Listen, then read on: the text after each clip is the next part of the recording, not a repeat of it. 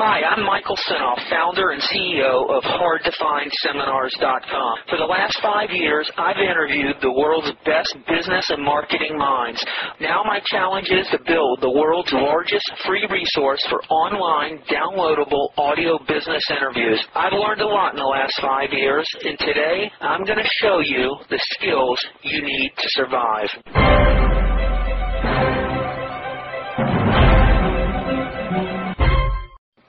Hi, it's Michael Sinoff with Michael Sinoff's HardToFindSeminars.com. Here's a great recording if you're considering or are already a marketing consultant. It's an interview with the Vice President of Sandler Sales Institute.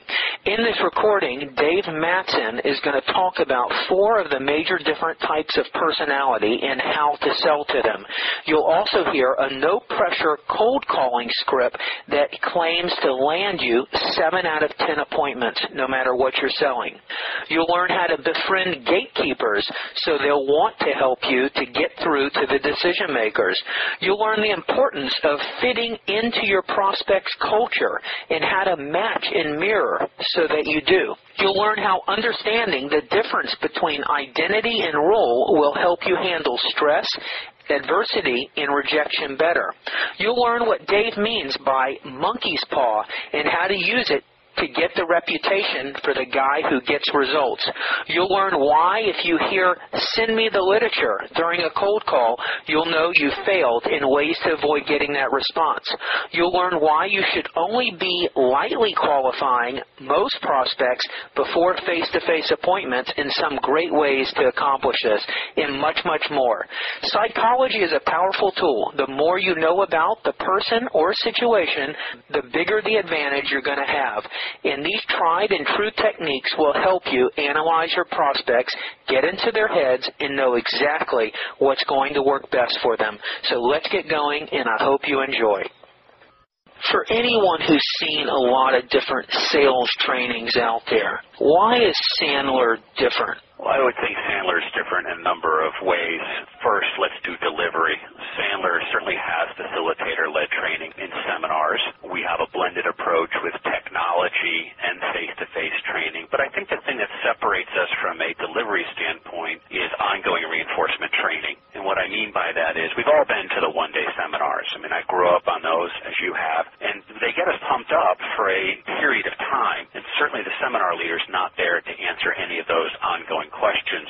So what we've done at Sandler is we've opened up 220 training centers, and clients can come to us as often as they want to say, well, Dave, how do I get past a gatekeeper, or how do I better qualify? And they can either give us big picture questions or specific scenarios, like I'm in front of XYZ organization. Here's what they said. What should I do? And our trainers, who are really salespeople who train, can give them real-life feedback. And we play their trainer, we play their coach. A lot of times we play their manager. So from a delivery standpoint, it's different, but also a content standpoint in a lot of different ways. But we have 1,000 hours of content, whether it's management or sales, and it's you-focused selling. If we're going to use our selling model as an example, we focus on the buyer, what's important to them, versus traditional selling, which focuses on a lot of features and benefits. And we have a combination of both buying psychology and sales psychology. We put it together in a system called the Sandler Selling System. So we have thousands of tactics and strategies, but it's really how we've put it together. More conversational selling versus remembering a lot of scripts,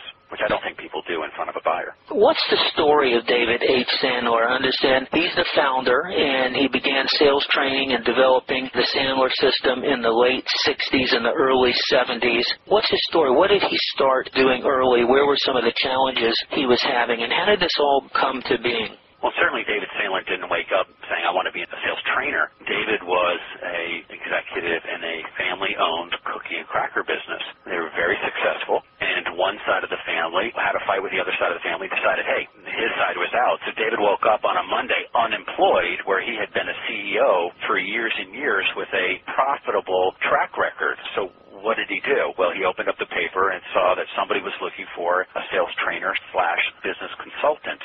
He answered the ad. It was a company out of Texas who's been in business for quite some time. He went down and followed the process, which had been the traditional model. Go in, meet and greet, features and benefits. And he had failed miserably because David is an introvert, and David David was follow the process, and David would always follow the rules, and he read the manuals, and he went out and, as I said, failed miserably, and it wasn't because of talent, it's just that he wasn't a born salesperson. So he went back home and sat down with some psychiatrists, psychologists, and said, what's going on in the human dynamic standpoint? Because I'm saying this, they're reacting this way. Why is that true? Because according to the scripts, when I draw a line down the center of the piece of paper, and I'm using the Ben Franklin close, and I'm doing all the positives on one side and the negatives on the other side, I have 15 positives and 1 negative. Of course, the negative I can overcome. They're supposed to say, yes, I'll take your product.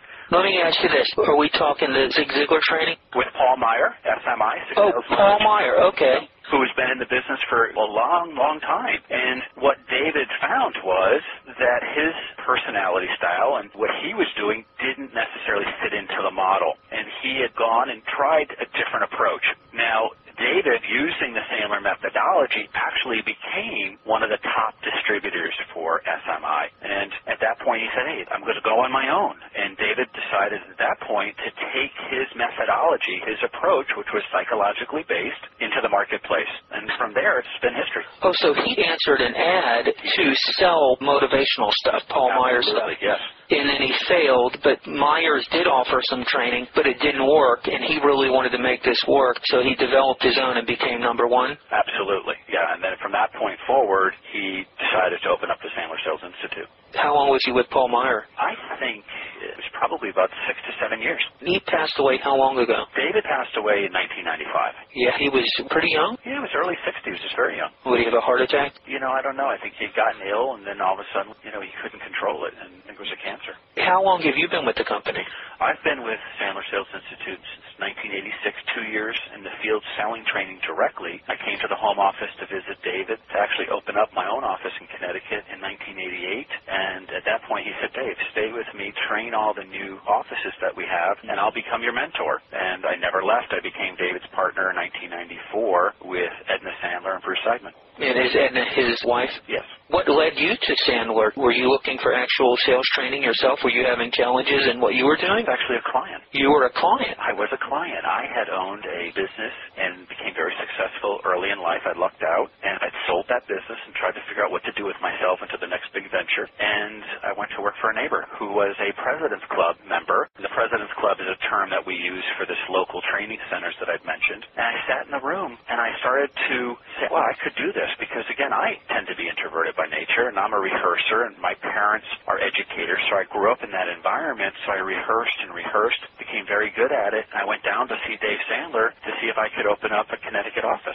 Back then, were they franchised at that time? Yes, we franchised in 1994. Okay, wonderful. So these offices, 220 training centers, are these somewhat like a Sullivan Learning Center where kids go in and learn, but for sales? Are they physical locations, or are we talking online training through the internet? We have both, but our centers are physical locations where we provide both management training and sales training. So is a franchise required to open up a physical location? Yes. Okay, and it's staffed? Sure, they have trainers and salespeople like any other office would. I see. Hi, it's Michael Senoff with HardToFindSeminars.com. Thanks for watching this video.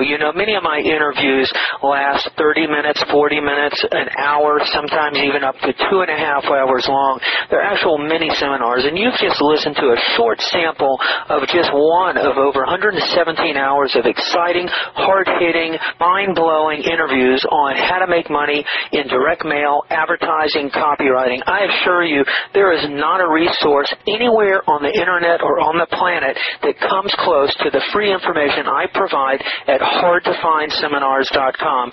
So go right now to HardToFindSeminars.com, and you'll have free access to 117 hours of audio interviews with typed word-for-word downloadable transcripts and downloadable MP3 files. Please browse some more of the videos or go right directly to HardToFindSeminars.com. Thanks for watching.